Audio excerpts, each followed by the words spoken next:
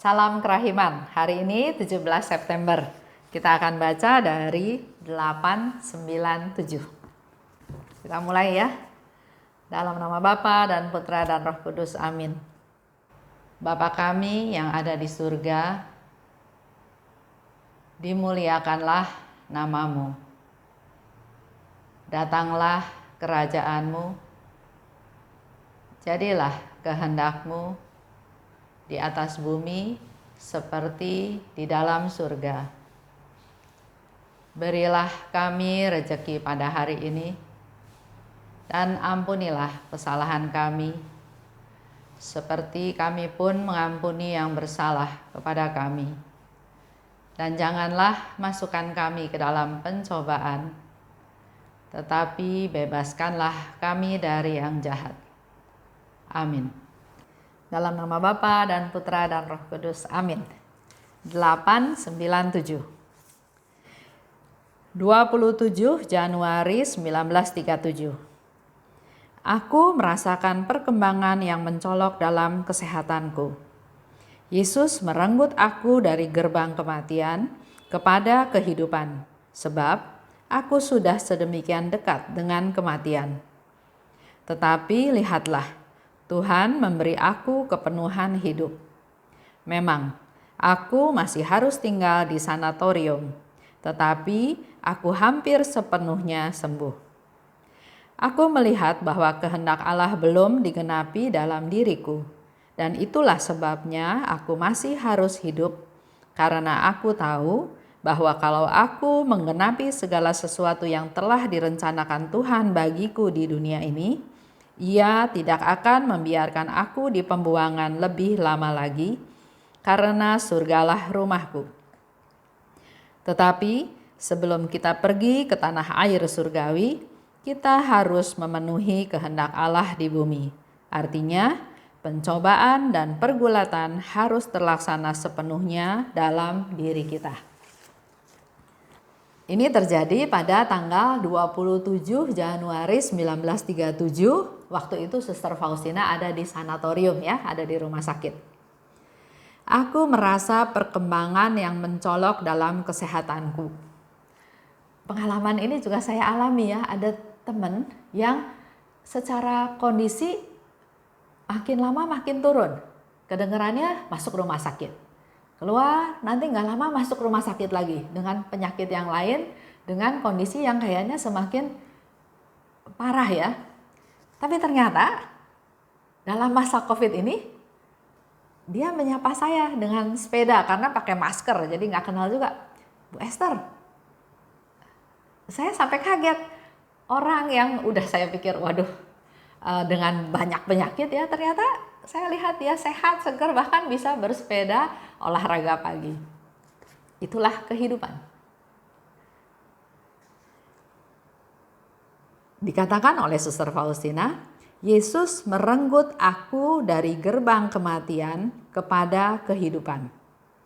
Sebab aku sudah sedemikian dekat dengan kematian, tapi Tuhan memberi aku kepenuhan hidup.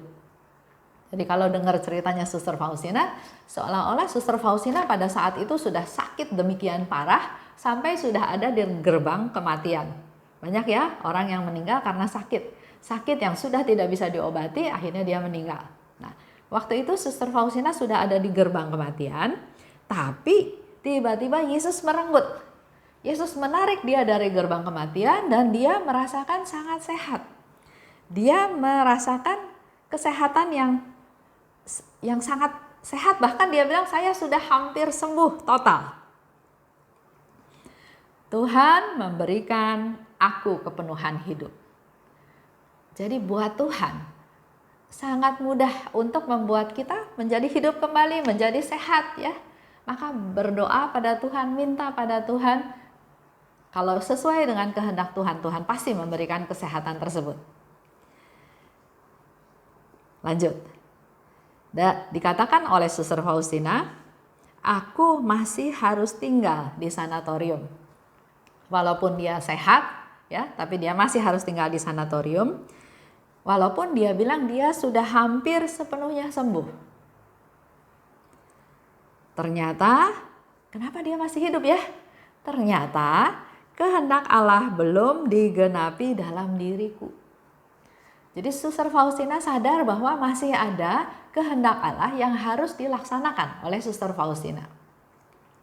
Itulah sebabnya aku masih harus hidup. Jadi buat kita semua, bapak-bapak, ibu-ibu semua, jangan pernah merasa bahwa saya sudah nggak berguna, saya udah nggak bisa apa-apa, saya nggak tahu mau tunggu apa lagi ya. Tapi inilah yang dikatakan oleh Suster Faustina. Itu sebabnya aku masih harus hidup. Nah, saya mau sedikit sharing tentang para lansia yang pernah ada di Filipina ya. Saya puluhan tahun yang lalu pernah ke Filipina. Saya di sana ikut kursus Basic Christian Community ya di Filipina, di Tacloban persisnya, di Pulau Tacloban. Di sana punya satu komunitas besar, mungkin jumlahnya 3.000 orang ya, luar biasa. Nah, saya suatu hari diajak kunjungan ke salah satu rumah lansia. Jadi satu rumah isinya lansia semua. Saya datang ke sana, ternyata di sana ada terdiri dari mungkin 4 atau 5 ibu yang sudah lansia. Ada yang sudah buta. Ada yang cuma bisa duduk tidur di ranjang, udah nggak bisa jalan. Tapi ada juga yang masih ceria, yang masih bisa ke sana sini, ya. Dan ternyata suasana di sana nggak seperti suasana rumah lansia yang saya pernah datang juga di daerah Jawa Barat. Lansia di sana penuh sukacita, ya. Walaupun dia buta, tapi mukanya nggak tercermin muka yang ruwet, muka yang sedih, tapi penuh sukacita. Nggak lama ada pastor datang. Saya pikir pastor ini mau berdoa buat para lansia. Ternyata enggak, sebaliknya malahan para lansia ini mendoakan pastor tersebut. Setelah itu ya pastornya pergi lagi. Jadi saya tanya sama yang ngajak ya. Dia bilang, oh iya memang para lansia ini adalah pendoa-pendoa yang luar biasa. Mereka berdoa dengan sangat sederhana, berdoa untuk para biarawan-biarawati. Sehingga pastor itu datang kepada oma-oma di sana justru untuk didoakan, bukan untuk mendoakan. Kita lihat ya, jadi para lansia belum Tuhan panggil.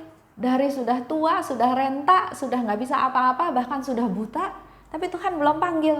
Karena Tuhan masih memakai mereka untuk melaksanakan kehendak Tuhan, yaitu untuk berdoa buat para permata yang berharga buat di mata Tuhan, yaitu para kaum biarawan dan biarawati. Dan pasturnya yang datang ke sana juga dengan penuh sukacita didoakan oleh oma-oma ini. Ya, luar biasa.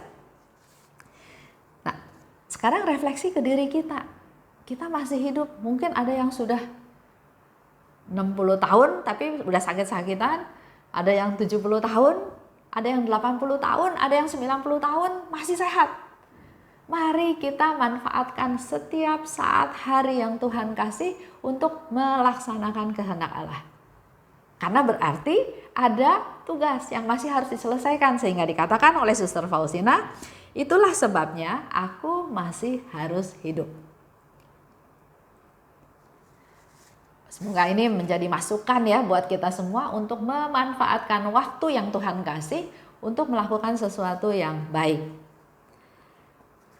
Refleksi ke diri kita masing-masing. Apa sih tugas saya? Apa yang Tuhan kehendaki dari saya?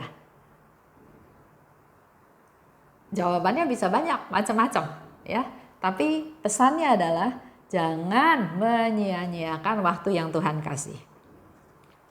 Lanjut ya, Suster Faustina bilang lagi, aku tahu bahwa kalau aku menggenapi segala sesuatu yang telah direncanakan Tuhan bagiku di dunia, Ia tidak akan membiarkan aku di tempat pembuangan ini lebih lama. Jadi Suster Faustina tahu, kalau tugas dia udah selesai, Tuhan sayang sama dia, pasti Tuhan juga akan jemput dia, supaya jangan lama-lama di tempat pembuangan ini. Karena surgalah tempatku. Nah, ini menjadi masukan buat kita semua ya. Sering kita merasa bahwa kita hidup di dunia, maka fokus kita adalah hidup di dunia.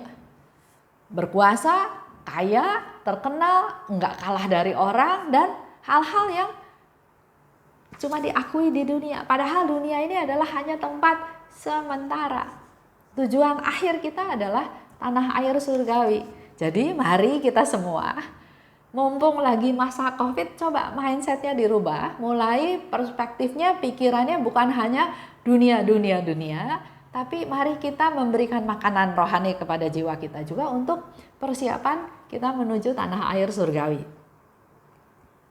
Karena Suster Faustina bilang, surgalah tanah airku. Buat kita semua juga tanah air kita di surga. Cuma kita sering nggak sadar atau nggak mau tahu. Sering ada yang bilang, udah jangan mikirin yang belum tahu. Yang hidup di dunia aja masih susah. Nah ini yang egois, sombong, yang nggak mau buka hati, buka mata untuk melihat betapa Tuhan itu Maha Rahim. Dikatakan lebih lanjut oleh Suster Faustina, tapi sebelum pergi ke tanah air surgawi, kita harus memenuhi kehendak Allah di bumi. Jadi kalau kita harus memenuhi kehendak Allah di bumi, berarti kita ada PR. Nah, kalau nanti kita pulang, ada yang harus dipertanggungjawabkan. Dikatakan lebih lanjut oleh Suster Faustina, artinya kalau kita masih harus hidup di dunia, masih harus ada yang dilakukan, dilaksanakan sesuai kehendak Allah, maka pencobaan dan pergulatan harus terlaksana sepenuhnya dalam diri kita. Jadi kita jangan berpikir bahwa Tuhan gak sayang sama saya sehingga saya mengalami penderitaan. Tuhan gak peduli sama saya sehingga saya mengalami cobaan atau pergulatan. Di sini dikatakan oleh Suster Faustina bahwa selama kita masih hidup maka kita masih harus mengalami pencobaan dan pergulatan itu. Jadi kalau ada bukan dihindari. Kita jangan lari dari pertempuran, menghindar atau cari aman. Karena suatu hari nanti waktu kita pulang, kita akan diminta pertanggungjawaban tersebut. Tidak ada yang kebetulan di dalam kehidupan kita. Nah contoh ya, ada teman yang sharing setelah baca mendengar video Menggali Rahmat, dia katakan, aduh terima kasih Tuhan karena ternyata dengan melihat video Menggali Rahmat, dia di dalam rumah tangganya mengalami ketidakcocokan, keributan, tapi justru dengan mendengarkan video ini tentang bagaimana kasihnya Tuhan, pesannya Tuhan, pencerahan dari Tuhan, dia mengalami suatu hal yang sangat indah yang dia bisa bersyukur sama Tuhan. Jadi ada keributan, ada kesalahpahaman, mungkin ada perbedaan pendapat atau ada satu masalah. Tapi inilah yang dikatakan oleh Suster Faustina, ada pergulatan, ada pencobaan yang tetap masih harus kita alami di dunia ini.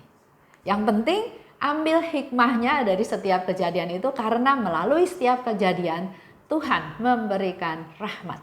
Memberikan rahmat baru, berkat yang baru yang makin berlimpah.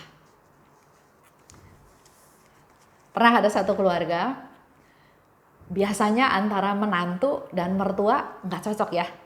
Apalagi mertua dan menantu sama-sama keras, sama-sama anak paling besar, sama-sama merasa punya kemampuan, kekuatan, keras lah ya, nggak bisa diatur. Nah tahu-tahu satu rumah, mertua dan menantu.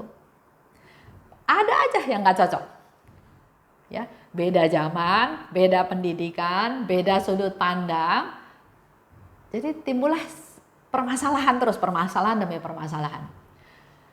Sampai suatu hari timbullah suatu masalah. Bukan di antara menantu dan mertua, tapi anggota keluarga. Kecelakaan, sehingga perlu konsentrasi penuh untuk menolong anggota keluarga tersebut. Bukan hanya waktu, tapi juga biaya. Biayanya itu besar karena harus dioperasi, harus banyak biaya yang harus dikeluarkan ya. Nah, di dalam proses ini ya tetap terjadi salah paham ya antara menantu dan mertua. Tapi di dalam proses ini akhirnya melalui peristiwa kecelakaan yang dialami oleh anggota keluarga tersebut, terbukalah komunikasi di antara menantu dan mertua. Akhirnya si menantu bisa bersyukur bahwa walaupun dia habis tenaga banyak, dia habis uang banyak, tapi dia nggak peduli pengorbanan tersebut karena akhirnya dia bisa punya relasi yang saling terbuka dengan mertuanya. Sampai ada pengakuan dari mertuanya bahwa kita ini berdua sama. Saya pun waktu muda seperti kamu, dia bilang ke menantunya. Mau sendiri, mau ideal, nggak mau dibantu orang, nggak mau susahin orang, dan seterusnya. Jadi dia melihat diri dia di menantunya tersebut. Tapi setelah melalui satu proses yang berat, akhirnya mereka bisa terbuka dan bisa sharing dan bisa saling mengerti kenapa si menantu melakukan ini, kenapa si mertua berpikir seperti ini. Ya. Nah, ini juga sama, melalui pergulatan, melalui penderitaan, melalui pencobaan, bukan ribut makin besar, tapi justru makin kompak, makin sehati, makin satu keluarga.